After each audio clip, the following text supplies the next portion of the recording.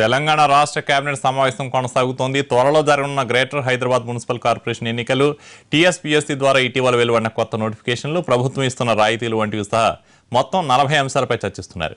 భూమార్పిడి పన్ను తగ్గిస్తూ tea cabinet నిర్ణయం తీసుకుంది.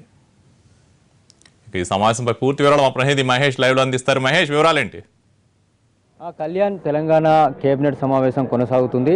11:30కి ప్రారంభమైనటువంటి సమావేశం ఇంకా కొనసాగుతుంది. సమావేశంలో పలు కీలకమైనటువంటి నిర్ణయాలు కూడా తీసుకున్నటువంటి అవకాశం ఉంది. అయితే మార్నింగ్ సెషన్ మొత్తం కూడా అంటే ఇప్పుడు కొనసాగుతున్నటువంటి సమావేశం అంతా కూడా ప్రధానంగా బడ్జెట్ పైనే 2016-17 బడ్జెట్ ఏ విధంగా ఉండాలనే దానిపైన ప్రధానంగా చర్చ జరుగుతున్నట్టుగా తెలుస్తుంది. వివిధ శాఖలకు సంబంధించినటువంటి కార్యదర్శులు తమకు సంబంధించినటువంటి నోట్ని బడ్జెట్ ఏ విధంగా తాము ప్రపోజ్ చేయడం జరిగింది, ఏ అంశాలకు ప్రాధాన్యత అంశాలపైన కార్యదర్శులందరూ కూడా వివరిస్తున్నట్టుగా తెలుస్తుంది.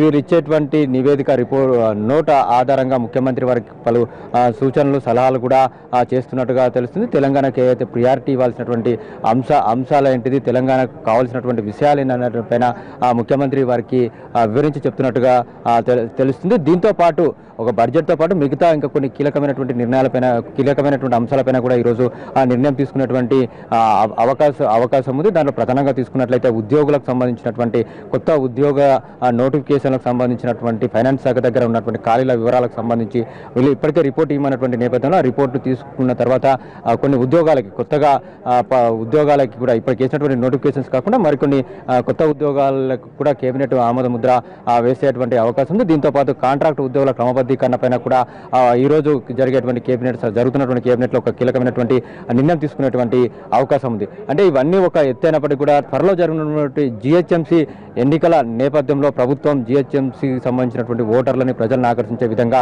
ఈరోజు జరుగుతున్నటువంటి కేబినెట్లో పలు నిర్ణయాలు తీసుకోబోతుంది.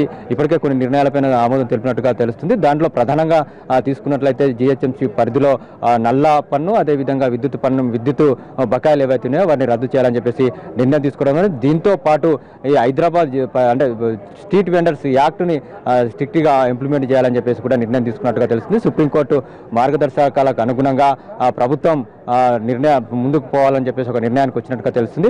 ప్రధానంగా హైదరాబాద్లో ఉన్నటువంటి తోపుడు బండ్లు, వీధి వ్యాపారులు ఎవరైతే ఉన్నారో వాళ్ళందరూ కూడా చట్టబద్ధత తీసుకురావాలని చెప్పేసేటువంటి నిర్ణయాన్ని ఈరోజు కేబినెట్ తీసుకుంది. దీనివలన తోపుడు బండ్ల వ్యాపారులు కానీ వీధి వ్యాపారులు కానీ వాళ్ళపైన ఎలాంటి హరాస్మెంట్ జరిగేటువంటి అవకాశాలను తగ్గించడం వాళ్ళని ఆకర్షించడం వాళ్ళం అవుతామని చెప్పేసి కూడా ప్రభుత్వం భావించినటువంటి నేపథ్యంలో ఈ యొక్క కీలకమైనటువంటి నిర్ణయాన్ని ఈరోజు తీసుకోవడం జరిగింది. ఈ నిర్ణయం మూలన స్ట్రీట్ వెండర్స్కి ఇన్సూరెన్స్ సౌకర్యంతో పాటు వారికి లోన్ సౌకర్యం కూడా కల్పించేటువంటి అవకాశం దీనివల్ల కలుగుతుందని చెప్పేసి కూడా ప్రభుత్వం భావిస్తుంది. దీంతో పాటు ల్యాండ్ కన్వర్జేషన్ సంబంధించినటువంటి పన్నును కూడా ప్రభుత్వం తగ్గించింది. ఏదైతే నాన్ అగ్రికల్చర్ ల్యాండ్ని నాన్ అగ్రికల్చర్ ల్యాండ్గా కన్వర్షన్ చేసుకోవాలనుకుంటే ఇప్పటివరకు 9% పన్ను ఉంటే దాన్ని 3% తీసుకొస్తూ ఈరోజు కేబినెట్లో నిర్ణయం తీసుకోబోతుంది. దీంతో పాటు టీఎస్ఐఏఎస్కి సంబంధించినటువంటి కొన్ని భూములను కేటాయించడం జరిగింది. మరికొన్ని భూములను కూడా టీఎస్ఐఏఎస్కి కేటాయిస్తూ ఈరోజు జరిగేటువంటి కేబినెట్లో నిర్ణయం తీసుకోబోతున్నారు. దీంతో పాటు రెండో విడత సంబంధించినటువంటి భూముల అమ్మకానికి కూడా యాక్షన్ వేయడానికి కూడా కేబినెట్ ఈరోజు నిర్ణయం తీసుకోబోతుంది. దీంతో పాటు ప్రభుత్వ ఆధీనంలో ఉన్నటువంటి విలువైన భూములను కూడా టీఎస్ఐఏఎస్కి అప్పచెప్పాలని చెప్పేసి కూడా ఈరోజు కేబినెట్లో నిర్ణయం తీసుకోబోతున్నారు. ఇవన్నీ విషయాలపై అంటే ఇది పూర్తిగా లంచ్ బ్రేక్ ఇచ్చిన తర్వాత మళ్ళీ కేబినెట్ సమావేశం ప్రారంభం కాబోతుంది.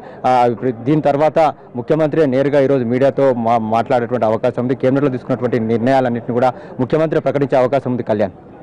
Thank you Mahesh.